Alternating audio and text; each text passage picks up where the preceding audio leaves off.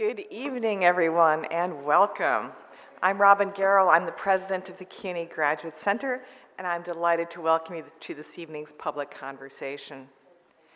Since 2007, the Leon Levy Center for Biography has elevated the art and craft of biography through events like this one, and through fellowships for working biographers. Readers and writers alike have benefited. The Graduate Center is proud to call it home.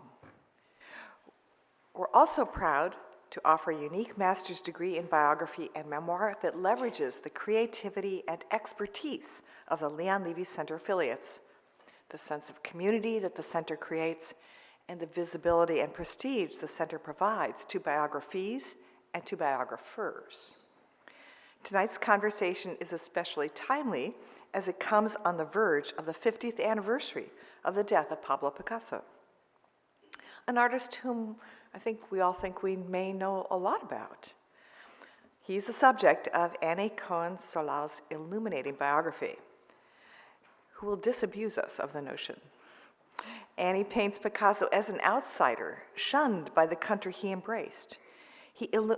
She illuminates not just the life of the man, but the politics and the intellectual life of 20th century France. Her book demonstrates why biography is both powerful and vital. Annie will be interviewed by Blair Asbury Brooks, who is a Graduate Center Ph.D. candidate and a recipient of a Leon Levy Center Biography Fellowship. To say more about our speakers, I'm pleased to introduce Thad Ziolkowski, memoirist, poet, essayist, and novelist, and Associate Director of the Leon Levy Center.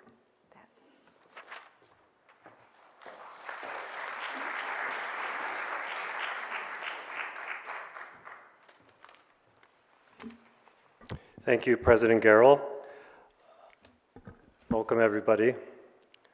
I'd also like to thank the co-sponsor of tonight's event, Karen Sander, and of Public Programs, along with Jimmy Koch and Tim Ellis. And as always, our gratitude to Shelby White for her steadfast support of all we do here at the Biography Center. There is a strong and ultimately justifiable tendency to see art as above and apart from politics. Even expressly political art is subject to this dynamic.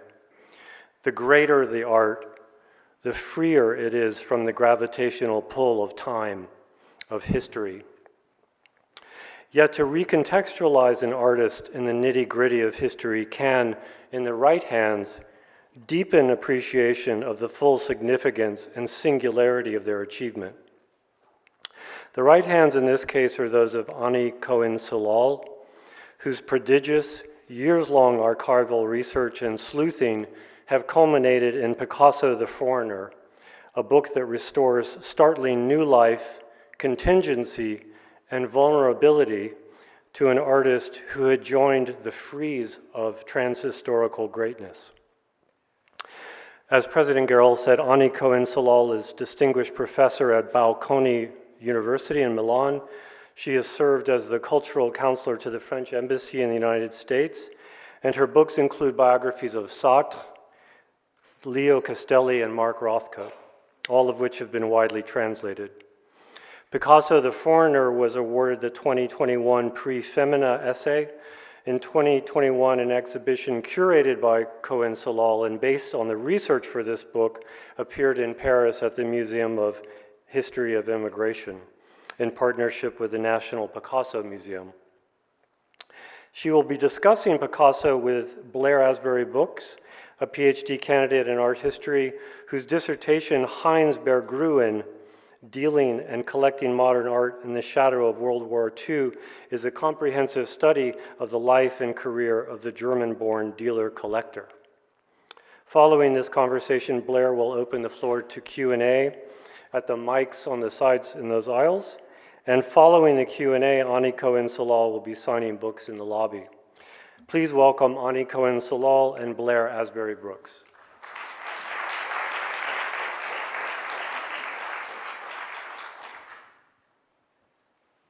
Thank you, Thad.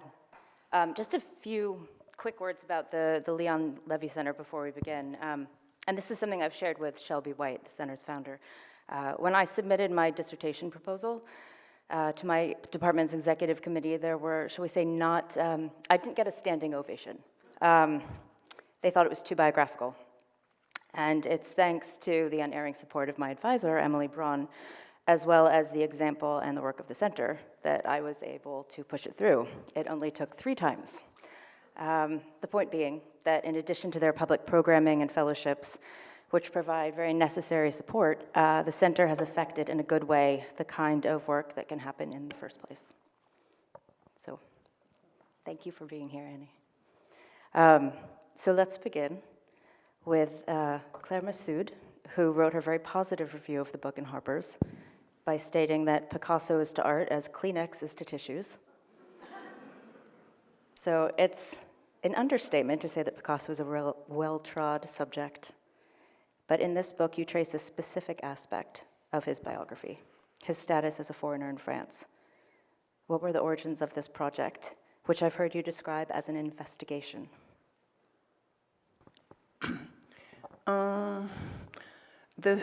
It all happened as an accident. I was attending the opening of the Museum of Immigration in Paris. It was the 15th of December 2015. And that place is a horrible place in France. It's called the Palais des Colonies. It was built for an exhibition of the colonial empire in 1931. Disgusting. You see black people naked. And it's basically the most horrific image of French colonial empire. This place, you have to go. You have to go. Oh, I'm telling you, you have to go. It was the celebration of the worst of France.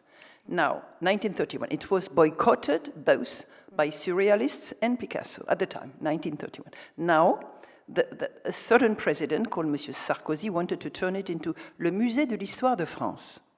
There was a kind of riot against him. In the end, it became the Musée de l'Histoire de l'Immigration. This is typical France. France can do worst and the best. So just as, the Impressionist painters were not allowed by the academicians, and then suddenly there was a Salon des Refusés where they appealed to the prince and they were able to exhibit. Now here, the same thing, this horrible, huge place, Palais de la Porte Dorée, turned into the Musée de l'Histoire de l'Immigration. And the date it was inaugurated.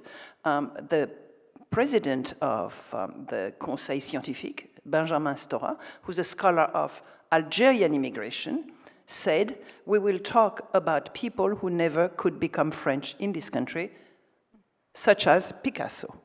I heard that on the radio in the morning. And I knew, as a few people knew, that there had been a file where Picasso had applied for naturalization, which never happened. Okay, so that stayed in the part of my ear. And on the evening, at the opening of this inauguration, came Laurent Lebon, the new director of the Musée Picasso in Paris. He had been named a few weeks before. So I told Laurent Lebon, do you know that this morning Benjamin Stora spoke about Picasso? And he says, I don't know Benjamin Stora. Then I went to Benjamin Stora. I said, do you know that Laurent Lebon is here? I said, I don't know Laurent Lebon. So basically you have these two worlds completely entrenched from each other, the world of social historians who deal with immigration, and the world of art historians who deal with art. Art, beautiful art floating in the clouds and has nothing to do with history. So what I did was I bridged the two of them. So my whole book happened that in terms of a dinner, where we invited them for dinner, and I introduced them, and it was decided a few weeks later that I would curate a show called Picasso, a Foreigner in the City. So that's how all started. But to tell you the whole truth, I am much too shy. I was much too shy to decide on my own to start a research on Picasso. It was the same thing with Sartre. It was a giant. So how do you approach a giant? You are forced by the circumstances, So here I started do my research as usual, asking myself, my approach is very much influenced by American sociology. I am not an art historian. I am a trained sociologist, trained by American sociology, a character that I adore, with whom I worked, called Irving Goffman. Okay, so Irving Goffman taught me that microsociology is a key to understand the approach of anyone. And I'm very interested by intercultural relations. How does a foreigner feel in a country where he's completely rejected? How does someone feel without speaking a language in a new city? So that's how I approached that research. How did Picasso, this brash young kid, who at age 18 had a painting in the Universal Exhibition in Paris, and who knew that he was a genius at age 14. You know how, Blair, you know how?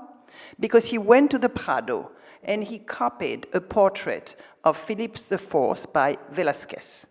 And his portrait, which you can all have a look at, it is in the Picasso Museum in Barcelona, is more beautiful than the original.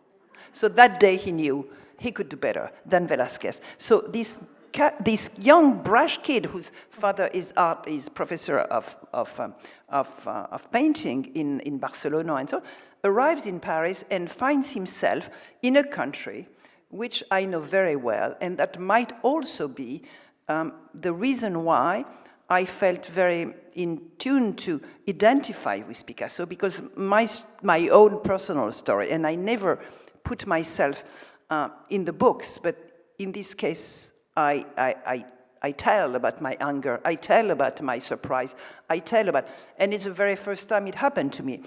Why? Because I experienced that story on myself, but much later on, I was 14 years old from Algeria, and I had been a very good student in Algiers. I was kind of the best, and talk and publicize things and so on. I arrived in Paris, and here I was designated by the professor of history. I was a foreigner. I couldn't do the family tree as usual, as the others.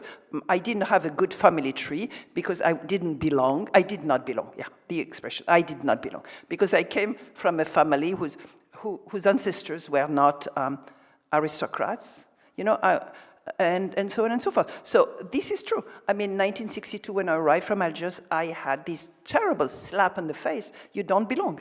So that is the core of my trauma and the origin of my research. All my research has been going around people who have experienced that. So I don't. Oops, sorry.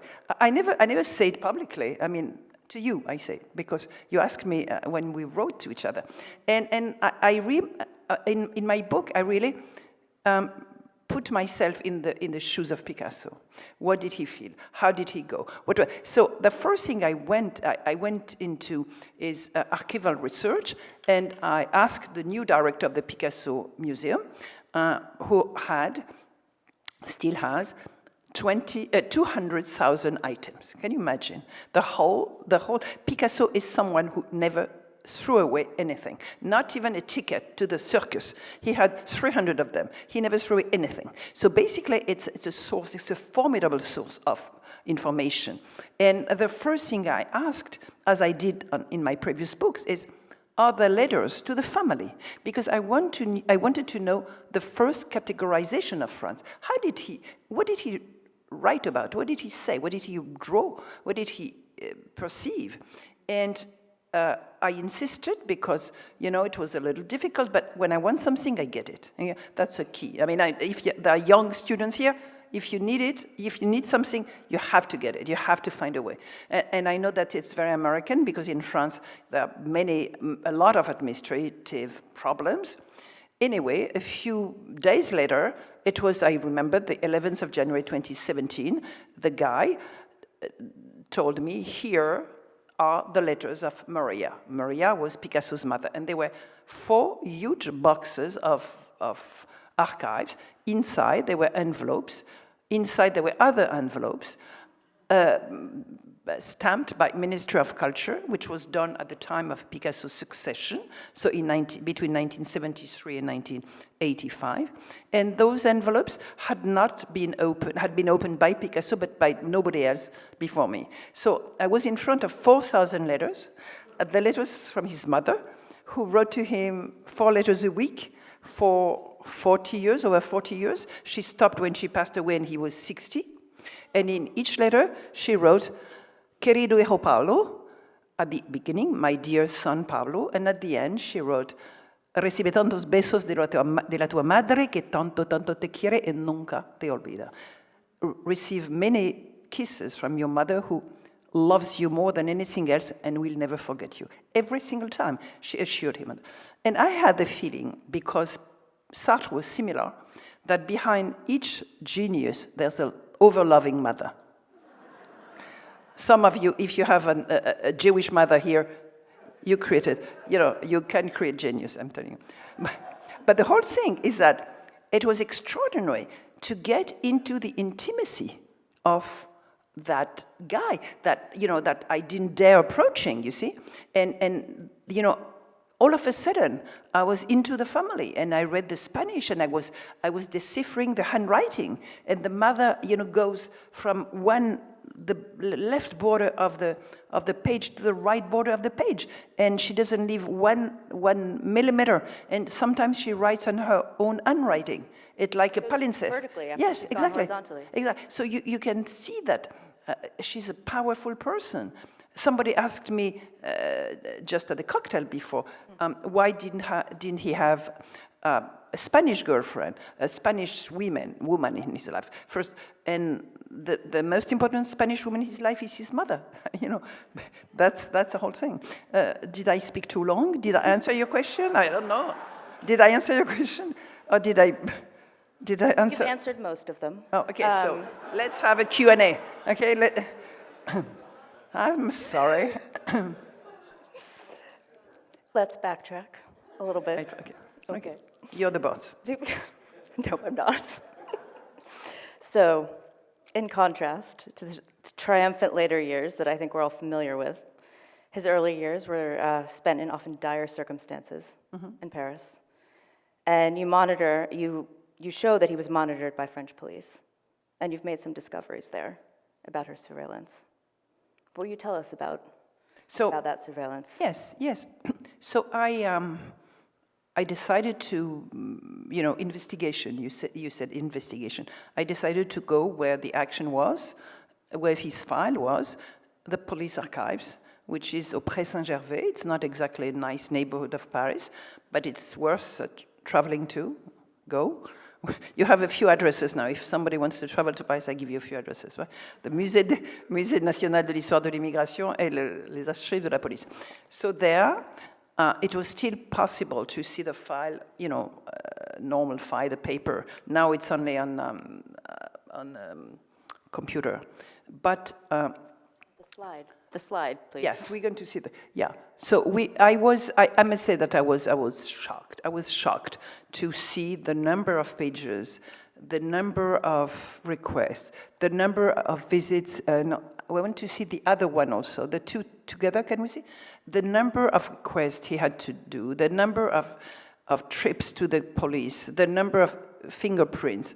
I had no idea that the number of pictures where he looked like a criminal, it was another human being. You're talking about Picasso being overwhelming as a personality in the art world, but here, that was not the overwhelming artist. That was just a foreigner, a pariah, somebody who was disturbing this image of French national purity. And I couldn't put the two together. When I got out of the police archives, I wanted to vomit. I took the subway back, and I looked at I was just destroyed. And I looked at the names of the stations, and mechanically, and I saw the last station on the line was called Bobigny, Pablo Picasso. I mean, what? So basically a guy whose name is on, Jeff Kennedy was named on the subway, is a guy who started like that. So my anger, was so strong that day that I wrote this little text, which is at the beginning of the book, and I never changed it. So that's why the book is also a kind of testimony to, it's a tribute to the other one, the one who, Picasso was never persecuted, don't get me wrong. He was not persecuted. He lived in France, but he was not welcomed and he was treated as another one, as a foreigner, by two institutions, which were very powerful in France at the time. One is the Police des Étrangers, which was the most sophisticated police in the world, and that all policemen from all over the world went to admire, and who started a file against him in June 1901, the second time he comes to Paris, and because he has a show, it's very prestigious at age 19, and he and a critic, Gustave Coquio, writes a very positive review of Picasso's show, but the police commissioner, the police officer, who is in Montmartre, where Picasso lives, sees the name of Pablo Ruiz Picasso, on whom he has already, informants had written about him. Why? Because when you go to a foreign country, think about it for yourself. Where do you go when you don't know the language? You go where your buddies are, you go where your family is, you go where you know people. So where did he go? To the place where his friends, the Catalans, who escorted him 4 times, was Montmartre. And Montmartre was the ghetto of the Catalan anarchists who had been fleeing Spain because of the attacks. So they had been in Paris for 20 years, and they were targeted by the police. And the police had informants sit in cafes and write about the Allée Avenue of the people. So also France, it was a country with a lot of social tensions. The Dreyfus case was just happened, and a French president had been killed by an Italian anarchist. So the anarchists were very much, in the press. So, but Picasso had no other way but to go with his friends and to arrive in an anarchist neighborhood. So they gave him the key to Paris, but by the same token, they gave him the trap to Paris, because living there, he was filed by the police. And immediately, there's a file against him, which says, because he's painting beggars, because he comes back at night late, because he doesn't speak French, because he gets foreign newspapers in the press, because he lives with an anarchist, he must be considered an anarchist. So Picasso, the very first thing that the French police says is he's a danger for the security of the state. This is what happens. He doesn't know about it. But what I want to show you is something very interesting. So when you have, I want to see the other picture first. Can you show it? No. One, perfect, this one. Okay, this is a representation by him of him and his Catalan buddies in Paris. What I love about this thing is that it's a painting which belongs to the Barnes Foundation and which is never visible. It's in storage, and I couldn't get it for my show, but I hope one day I'll get it. So you see this bunch of guys. You see in the back, to the right, the Moulin de Montmartre, a mill. So it's basically un terrain vague. That's, so he really settles them in the neighborhood, which is this bad neighborhood, where the crimes took place, people had guns, and just like in Texas here, right? Anyway, so here he portrays a group of Catalans. They are not appealing. One is tall, one is small, they're ugly, they look bizarre. And he himself is the second to the right, okay, starting. And he hides himself with a scarf, his face with a scarf. And my question was, why does he hide his face with a scarf, My answer comes from somebody I worked on, which is Jean-Paul Sartre, who talks about the gaze of the other one.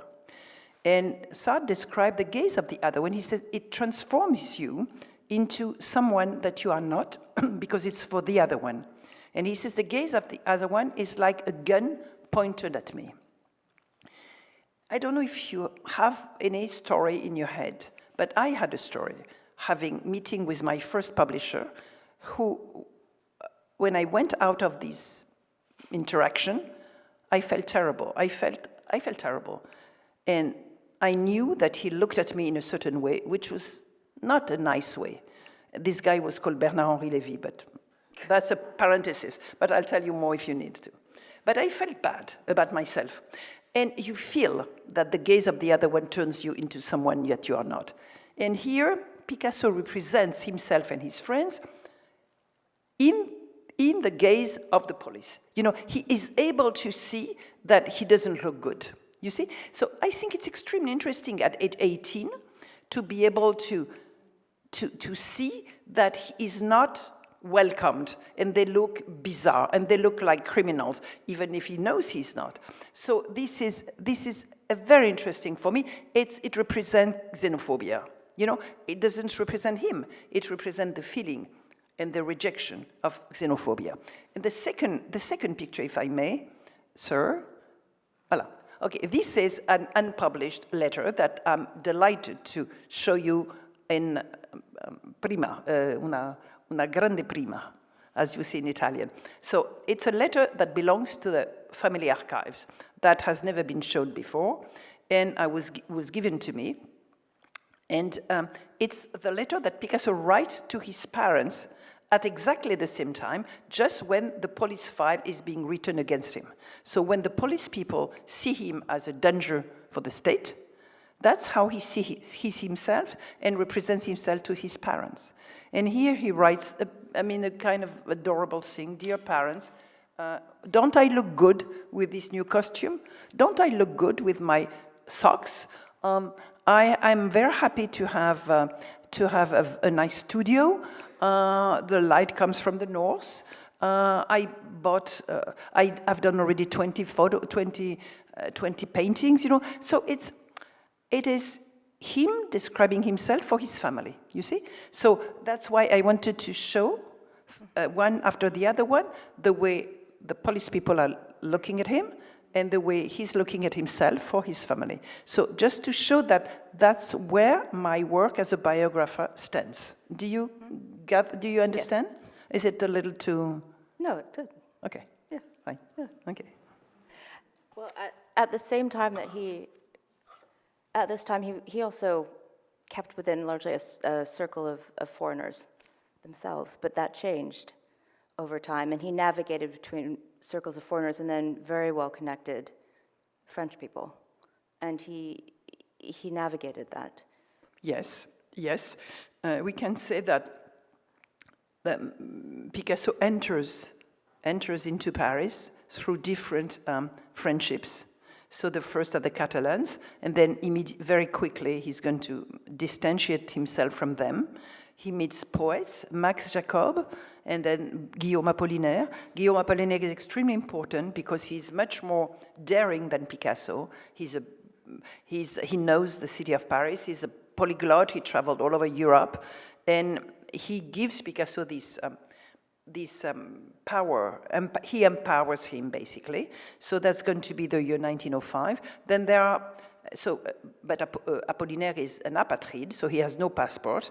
And him and Picasso, they really share that feeling of being, you know, on the edge of society and being on the verge of being expelled, you know. So that, and then he meets with the Stein family. I know you don't pronounce it this way. Gertrude Stein. Gertrude Stein. Yeah, I can. Okay, so he meets with them, and who are these first collectors, and actually when he becomes the leader of Cubism, so during the years, I'm sorry? No, ignore it. When the years 1907 to 1914, yes. When he manages to overcome his difficulties to step into, you know, the art world, then what he does is extremely interesting, because the masterwork of this period is called Les Demoiselles d'Avignon, and it belongs to MoMA. It arrived in 1939. It was given to the French, to the Louvre, but the Louvre rejected it, so it came to the United States. But the work that Picasso was doing in his studio in Montmartre was not understood by many people. Nevertheless, Picasso was influenced because he was a predator, as all creators are predators. He understood and had antennas, everything which was going on at that very specific historical period of time in old Europe, because it was a time that Einstein created relativity, that Bergson started to work on time in philosophy, that Apollinaire was writing about all the countries in the Austro-Hungarian Empire, that aviation was starting, that, the cinema was created. So Picasso was interested in everything. He had this extraordinary, visual intelligence, visual memory, but also curiosity. So at the time that old Europe was being destroyed, he himself was like Hamlet at the border of the precipice. And he was able to understand and read and know and learn from all those different, spectrum of changes. And that's how Cubism was created. And that's when, the representation, traditional representation was being distorted through the help of his friend Georges Braque, who was himself a trained craftsman, So who was able to understand that extraordinary revolution that Picasso brought into the art world at the time, exclusively, except for one example, exclusively expatriates like him. The first one of them being Daniel Henri Kainweiler, who's a young German banker who arrives in Paris at age 22 and who immediately says that what Picasso is doing has nothing to do with taste, to do with truth. And Kainweiler is around him. He becomes his dealer. He understands what he does. He gets reviewers, and he manages to find a market, it's one of the second time of internationalization, globalization in economy, to sell his works in the Austro-Hungarian Empire, in the Russian Empire, in the German Empire, in the United States. It becomes a real market. And in 1914, Picasso becomes really rich. So the other people around Kainweiler are the critics, Karl Einstein, the other gallerist called Wilhelm Uhde. You have a great scholar born in Prague who studied in Vienna called Vincent Kramach. So all that has been studied.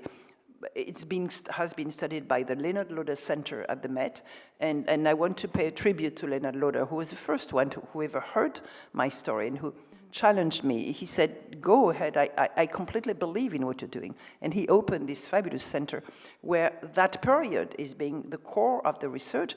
But so Picasso was an expatriate living with expatriates who understood what he was doing. As for the French, why should you ask me why are not the French understanding what he does? Because, my dear Blair, French art historians were trained to worship exclusively le bon goût français, French good taste, quotation marks, coming from Louis XIV, harmony, tradition, equilibrium, nothing else. And as you know, the Academy was locking outside everything which had to do with any avant-garde. Okay? So Picasso on one side, there's a police who considered him as a foreigner and a threat. On the other side, the Académie des Beaux-Arts, who does not include, revolutions, okay, aesthetical revolution. But the crowd of Germans who are around him and who are trained by this extraordinary school of art, the golden age of art history in Germany, they were people trained in economy, in linguistics, in anthropology, it's das kommt nicht von ungefähr that it's not by accident that Germany was able to have a school like the Bauhaus, which France was never able to have. But anyway, I'm too long. No? I'm just checking the time. Okay, taking that. Yeah, I'm finished? I think we're fine. Are we finished? No, we're fine. We're fine. We're fine. Okay, go ahead. We still have time. You have more questions for me? Yes.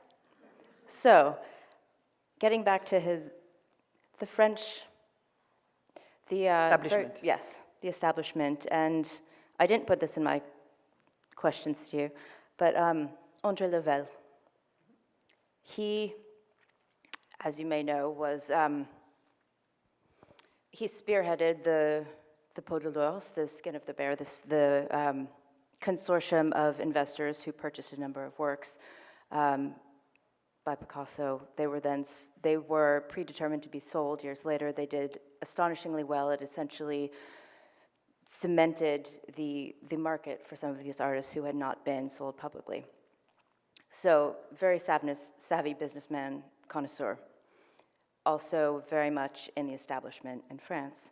And at the moment of World War I, when Kahnweiler, our German national, who was Picasso's dealer, his stock was sequestered.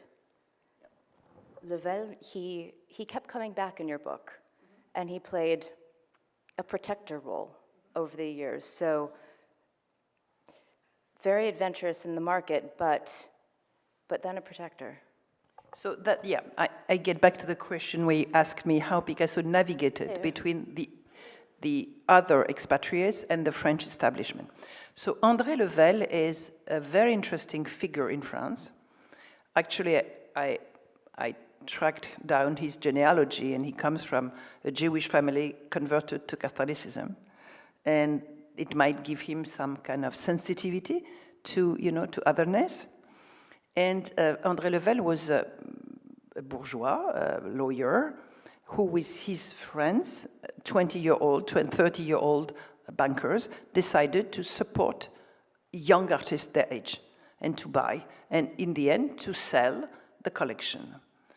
And when they would sell the collection, they would give 20% to each artist of the profit they would do.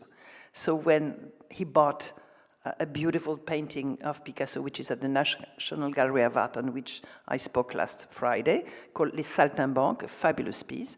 When he bought it in 1908 for 1,000 francs, and he sold it in 1914 for 11,000 francs. And then he sent by porter, by driver, private, Picasso a check of 4,000 francs, which was so elegant, and so normal. And so this André Level, and then in December 1914, because this war between France and Germany is something which is a very important element in Picasso's biography. 1871, France loses the war against Germany. And so there's this kind of terrible rivalry of France and Germany, where Germany is considered as the utmost rival. And that would go on until 1914, when the war starts again between these two powers. But the French have this hostility, this hysteria against Germany. And in December 1914, all German citizens in France are being treated as Boche, which is a horrible word, which means German in slang, and the enemy. So Kahnweiler, the dealer of Picasso, is being confiscated his stock, and among his stock are 700 works of Picasso, which was, raving about creating and papier collé with Braque and more and more and more. It was a festival of creativity. And all of a sudden, that work is taken by the police and disappears for 10 years, and then it's being sold in terrible conditions. And I let Véronique Tasso, who sits here, tell it in her Ph.D. and in her future exhibition, I hope. It's a story which has to be told. And Picasso feels amputated by his work, and then he reestablishes himself differently. And I adore art historians. I was fed by their catalogs and their shows. But this is something that I think some missed, because they tried to explain the different aesthetical movements that Picasso adopted after this ordeal of World War I, in between, Cubism, classic, Cubism, Surrealism. I don't think in those terms. I think that Picasso was so threatened by what had happened that he tried to find niches where to work. And my analysis of the situation of Picasso between 1919 and 1939 is much more social analysis. He worked with Diaghilev for the Ballet Russe because Diaghilev was an internationalist, because Diaghilev knew what he had done, because Diaghilev had seen Picasso's work in Moscow at Chukin, in Leningrad at Morozov. And then he worked with Étienne de Beaumont, who was an aristocrat who had a niche where they became mentors for artists in Paris. So Picasso avoided French state by working in these niches with people, and that we will show in the exhibition. There would be an exhibition at Gagosian Gallery, 21st Street, opening the 10th of November. Please come, and we will have pieces from that period. Why does Picasso become a stage designer? Because he's given work by those people, So simply because of his status as a foreigner. And then he works with the surrealists who just absolutely adore him, the young surrealists like Dali, Miro, and so on. And then it's a time of the Civil War, and he becomes immediately committed to the cause of the Republicans with Guernica and so on. Mm-hmm. I think we finished, no? No. How much? We have a few more minutes. A few more minutes. I have a few more questions. Okay. So one of the major moments in your book is April 3rd, 1940, when Picasso made his first and only application for naturalization to France. Why that moment, and why was his application rejected? Okay.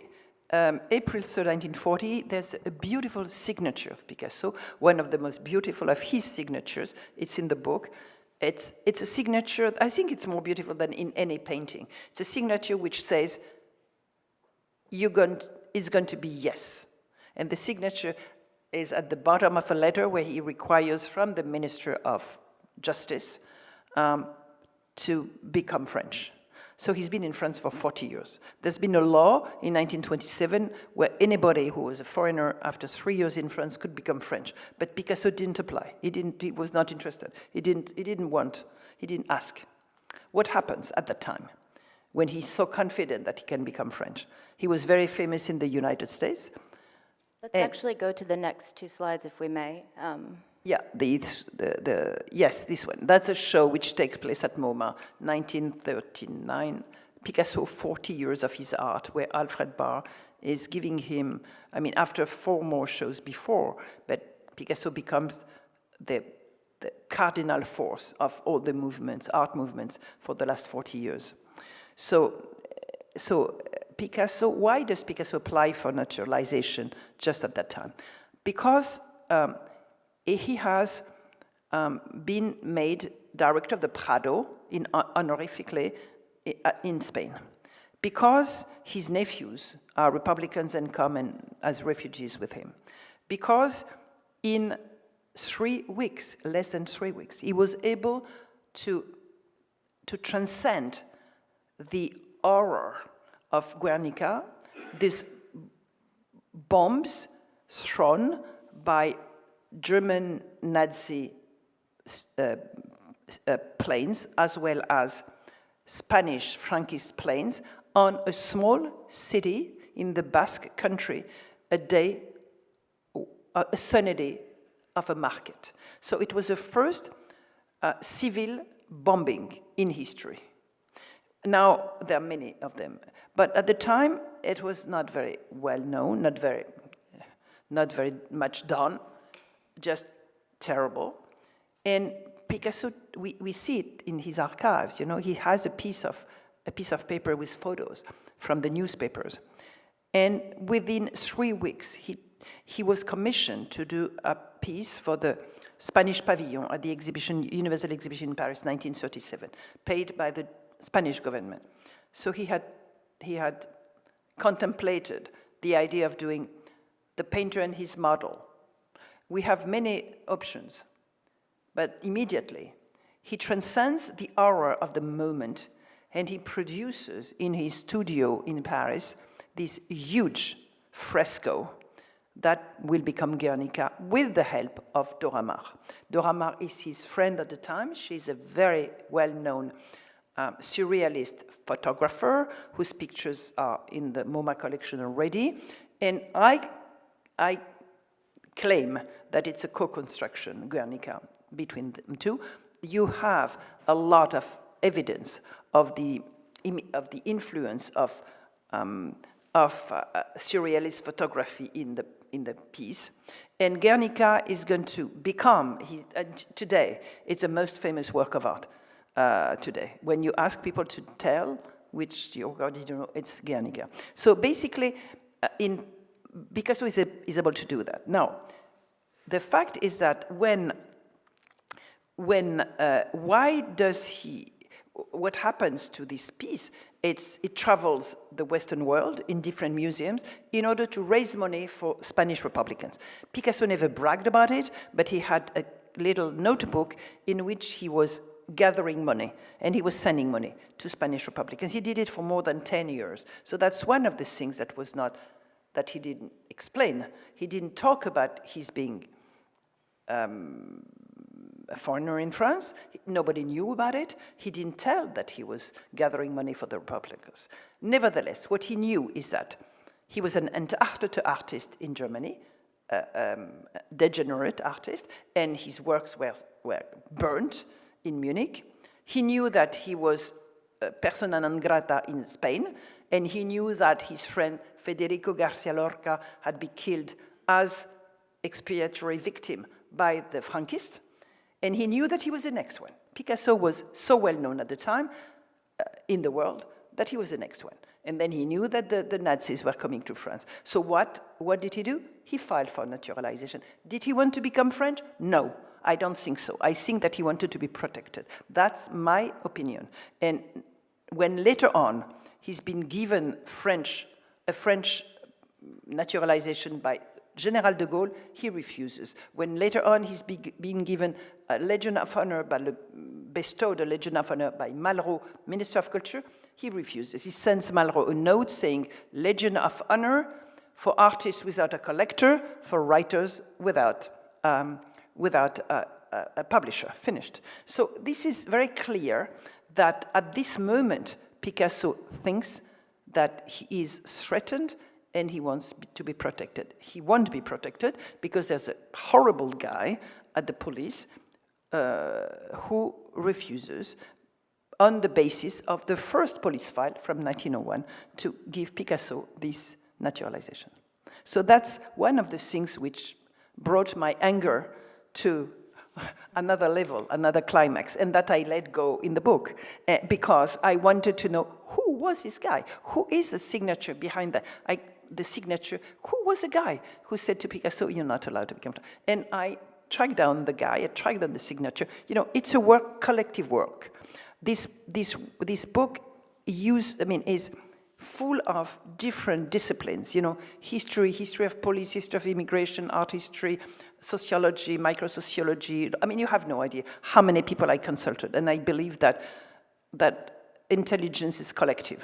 So I had many colleagues who were wonderful to help me, and this, you know, I did the book, but then I did the show, and after the show I did a catalog, and I noticed how much Picasso is a fabulous object for social sciences. So I asked anthropologists, sociologists, geographers, global history, all of them, to write on Picasso, and people were fascinated. So I have a whole range of texts which are wonderful about that trajectory, which is unique in a way. So it's too long. No, ça va. May we just go to the last slide quickly, and then may we go to the first one with the cover of the book, because that will be my final question before we open it up. So the last one, yeah. This is where Picasso is at the time, you know?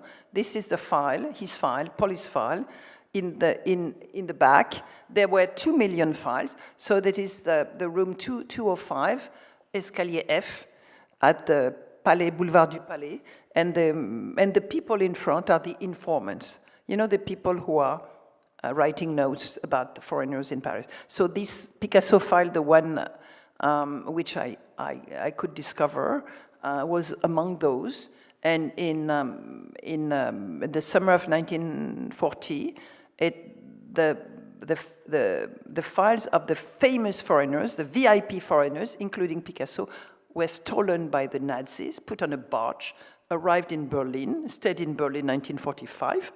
In 1945, the Russians took these files of VIP foreigners, including Picasso's file, put them to Moscow, and in the year 2000, the French got back the files. So the file I looked at was full of stamps in German, in Russian, so it's a whole odyssey, which is incredibly interesting, I think. Don't you think? I do. May we go back to the first slide with the cover of the book, and that will be my final question. And this is a photograph by Dora Maar, and this loops into my final question, which I figured if I didn't ask, someone in the audience would, so we're asking it. Well, to start with, why this specific image for this specific investigation?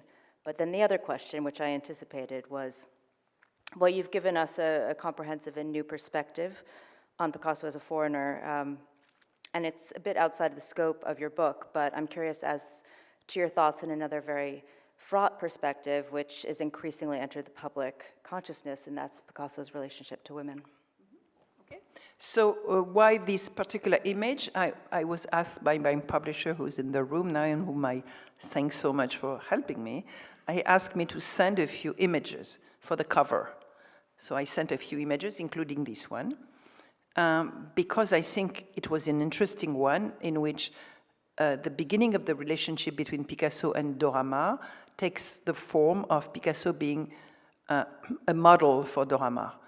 So he uses women as models, but I think it's the first time that in his life that another artist is taking him as a model. So she just takes a portrait of him and then adds some color, maybe with anger, we don't know. We're able to project. But anyway, this is very interesting. I love this picture and I love the cover. Do you like the cover?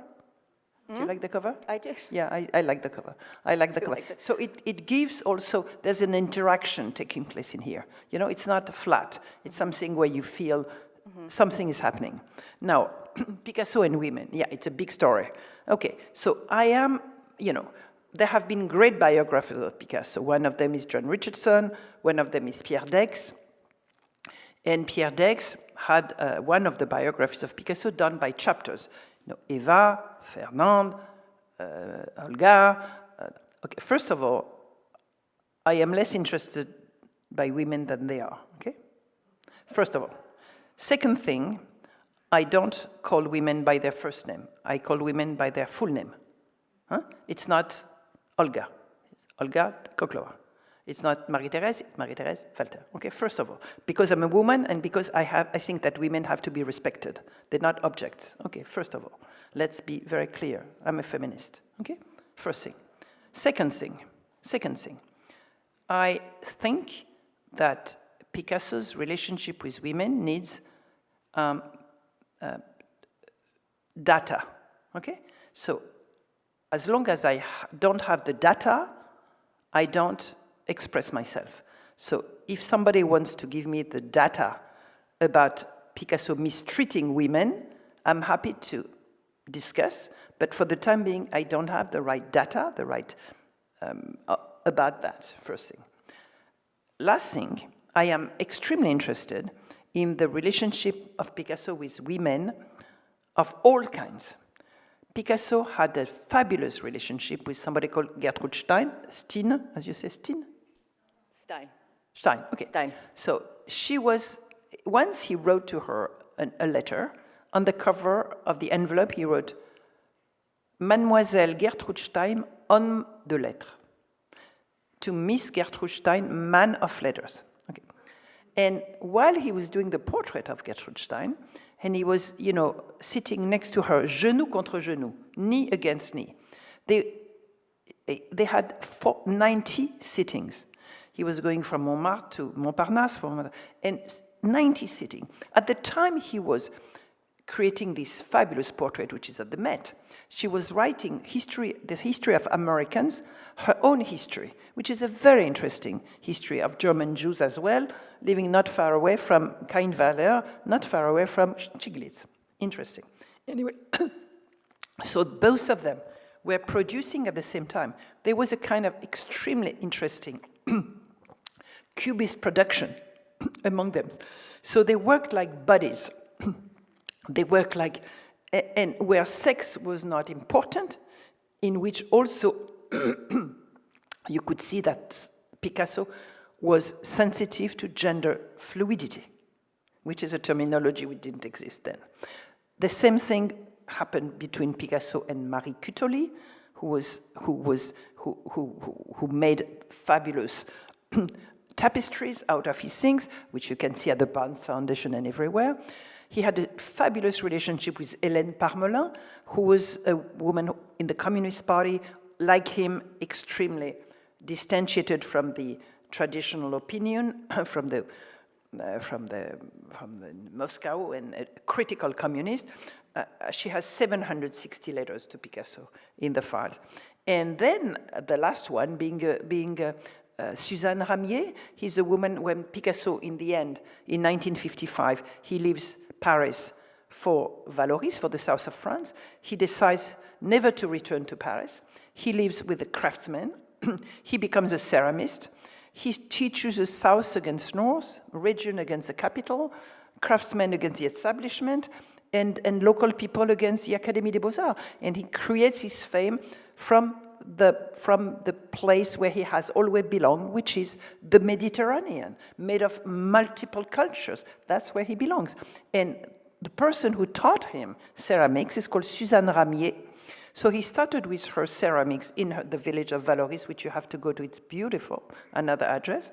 And he became a revolutionary in ceramics. He became the best, absolutely. And he was creating, negotiating in his head the way he lived the time with the ceramists of antique Greece and antique Rome. So I also have someone in my catalog, François Hartog, who's a scholar of antique Greece, dealing with Picasso and time, the times of Picasso, how Picasso dealt with time. So those women, Picasso had with them a fabulous interactions that I'm much more interested in than the gossips we could hear recently.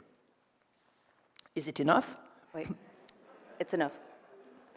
All right, I think we'll open it up to questions.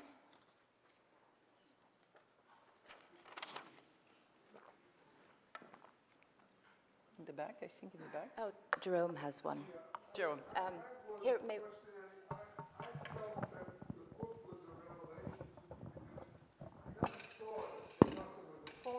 Here's a mic. Take the microphone. The book was a revelation to me because I never thought of Picasso as a foreigner. I always thought, I knew he was born in Spain, but he was French to me, and suddenly you're saying he's not. And so that was very disturbing. But I had my own experience. When I moved to France, you have to have a declaration which actually means that you have the right to exist. So when I went to the mairie with the declaration, I didn't know the names of my grandparents because they were immigrants. And they said, well, if you don't know the names of your grandparents, you don't have the right to exist. So I was not allowed to stay in France. No. So the question I ask for you is, would you have been able to write the same book with the same intensity if you yourself had not been a foreigner, had not been born in Algeria, and realized the same things that happened to you? Yeah. This is a very strong question, and the question is asked by the fabulous novelist Jerome Charin, who taught me everything about American writing. Jerome, yes, your story is incredible. I couldn't believe. Which year was that? This was in 1989, and because I couldn't name my grandparents, because I never knew their names, I didn't have a right to exist. Yeah, I had exactly a similar story. And to tell you the whole truth, I would not have been able to write the same book had not have had that experience of, the teacher of history asking me my family tree and making fun of me in front of everybody else. But since then I learned that my ancestor was a cartographer of the King of Spain in 1375, and that he'd done the Catalan Atlas, which I managed to bring to the National Gallery of Art as Cultural Councillor of the French Republic for the King of Spain in 1992. So listen, at the time I did not know that, when I was Cultural Councillor. So, it means that the way, it's the gaze of the other one pointed at you as a gun, you see? Yeah. So, and I managed to overcome, so welcome to the club. Hi, yes. Good evening. I'd like to know, when I studied him when I was art school, we passed over this whole opium thing, but it only made sense later on looking at the cubism and, you read about Hemingway and writers doing alcohol. I wonder how much of an influence did opium have on him? Opium.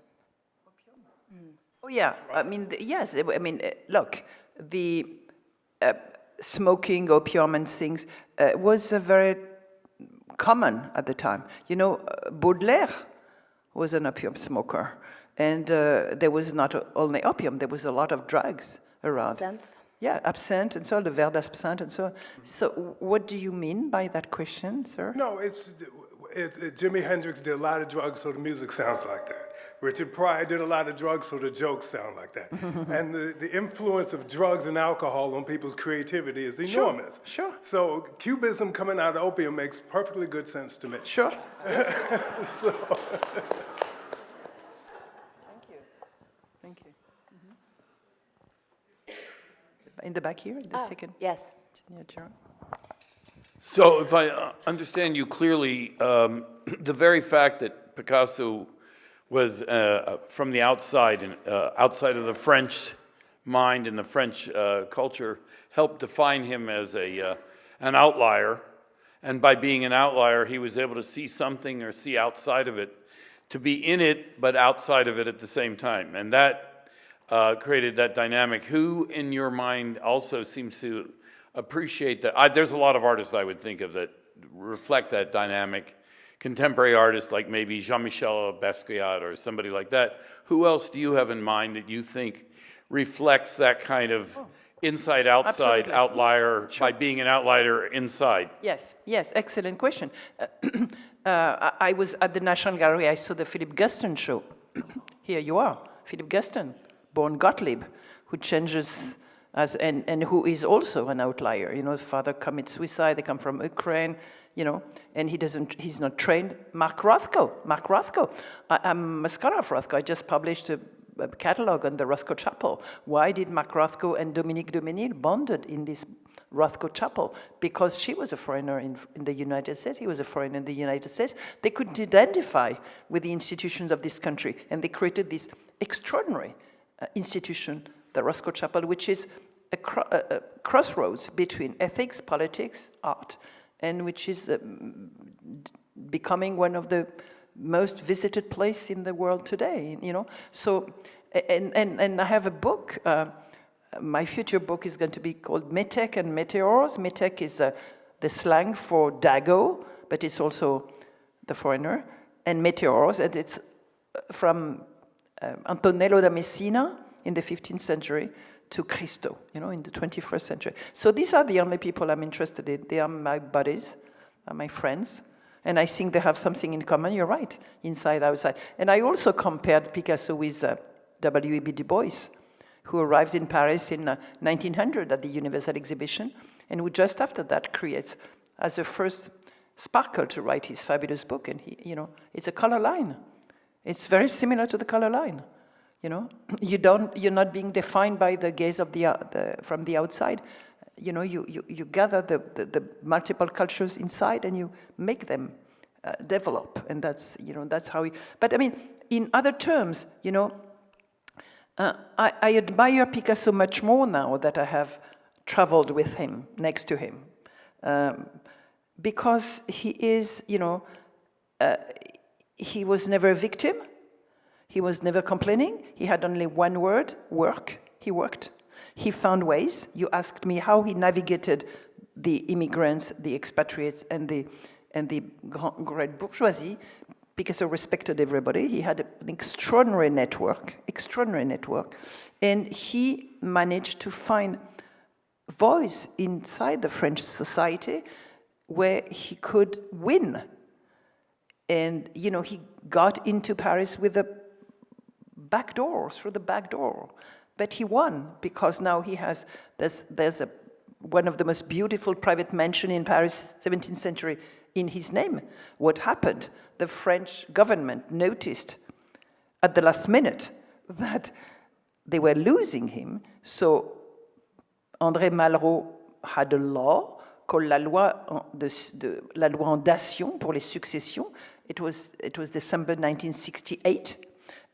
This law was promulgated because of Picasso. Therefore, when he passed away, we're going to celebrate 50 years at the 8th of April soon.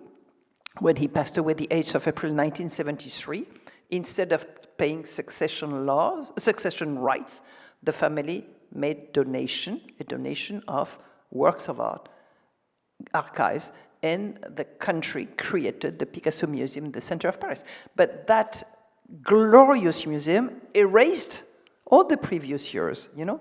So what I did is unveil that, but not to be a whiner, not to weep on Picasso, not to make, poor guy, no, absolutely not. On the contrary, he's a hero. He found the ways. And it's a model for immigrants, for foreigners, for pariahs today. You want something, you make it.